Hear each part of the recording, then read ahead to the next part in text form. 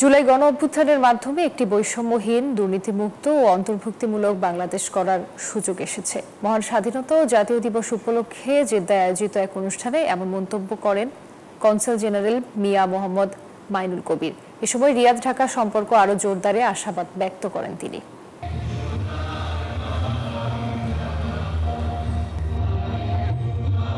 যথাযোগ্য মর্যাদায় মহান স্বাধীনতা দিবস উদযাপন করেছে Bangladesh consulate general Jeddah.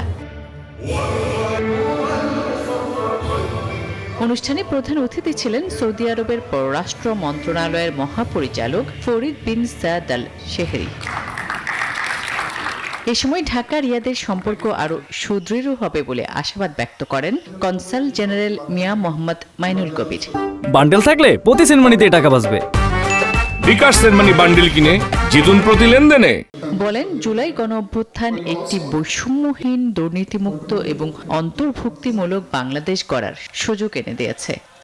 Trade relations, investment relations কিভাবে আরো বাড়তে পারবো ক্রমান্বয়ে, সেই বিষয়গুলোর কিছুটা আংটা তুলে ধরার চেষ্টা করেছি এখানে। এবং আমাদের এই যে প্রচেষ্টা সৌদি আরবে বাংলাদেশকে ঠিকমতো তুলে ধরা এবং প্রবাসী বাংলাদেশিদের কল্যাণে সহযোগিতায় কাজ করা, এটা আমরা করছি এবং ভবিষ্যতে করে যাব।